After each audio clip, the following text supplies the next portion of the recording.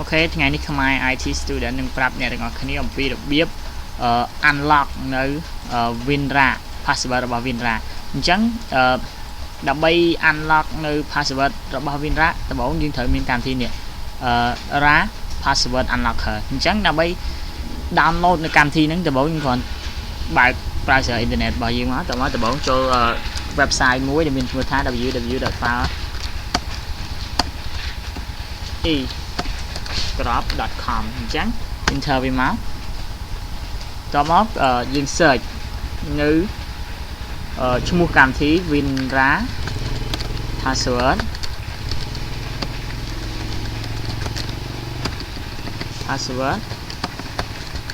unlocker នេះនៅខាងក្រោមមាន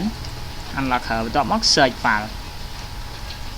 ដល់ពេលនេះហើយវាប្រៅនៅ file ជាច្រើនដែលយើង download ឧទាហរណ៍ខ្ញុំយកកម្មវិធីនេះ RAR password unlocker full version អញ្ចឹង click លើវាមួយមកដល់មកវាឲ្យនៅ link ដើម្បី download ឥឡូវខ្ញុំ select link ហ្នឹងមកតើមកយក copy ហើយបើកនៅ new tab មួយទៀតហាស់ link ហ្នឹងចូលតើមកខ្ញុំ enter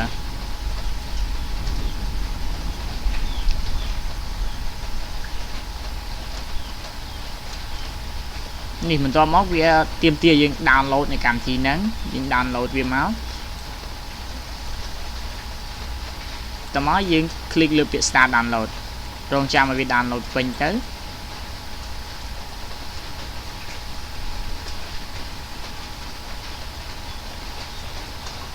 ដោយសារ internet វាយឺត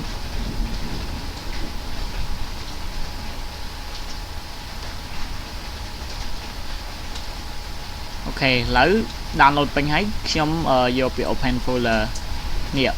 RAR password unlocker full version អញ្ចឹងយើងធ្វើការបើកវាមកបន្តមកយើងនេះ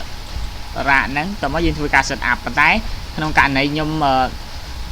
មានវាហើយអញ្ចឹងនេះកម្មវិធីខ្ញុំ set up ហើយអញ្ចឹងឥឡូវខ្ញុំសាក RAR new text document នេះមួយ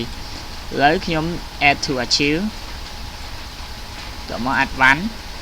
set password ឧទាហរណ៍ខ្ញុំដាក់លេខ1អាក្រោមដាក់លេខ1ទៀតអូខេតមកអានេះ click OK អញ្ចឹងវារ៉ាក់តួខ្ញុំនេះវារ៉ាក់តួខ្ញុំហើយអញ្ចឹងដល់ពេលខ្ញុំបើកនេះ new text document នេះវាទាមទារ password ឥឡូវខ្ញុំសាកវាយលេខ2ចូលប៉ុន្តែមិនយើងដាក់លេខ1ទេប៉ុន្តែឥឡូវយើងសាកវាយលេខ2ចូលអញ្ចឹងដល់ពេលវាយលេខ2មកវាបើកអត់ចេញទេមកយើងវាយលេខកូដខុសអញ្ចឹងករណីដែលយើងភ្លេច password យើងអត់ចាំ password អីហ្នឹងយើងចូលកន្លែងកម្មវិធីដែលយើងបាន download មិញហ្នឹងនេះឈ្មោះ RAR password unlocker បើកវាមក click ពាក្យ yes តមកយើង open នៅ RAR ដែលយើងបាន RAR ទុកមិញហ្នឹងនៅលើ desktop តមកបើក new text document open វាមកបន្ទាប់មកចុចនៅលើពាក្យ start នេះទៅនេះវានឹងធ្វើការបង្ហាញលេខកូដឲ្យយើងការបង្ហាញលេខកូដអញ្ចឹងអូខេវាមកបានបិទវាឥឡូវយើងបើកសារថ្មី new text document តមកយើងវាយលេខកូដលេខ1យើងបាន unlock វាមិញតមក click វាអូខេឥឡូវបាន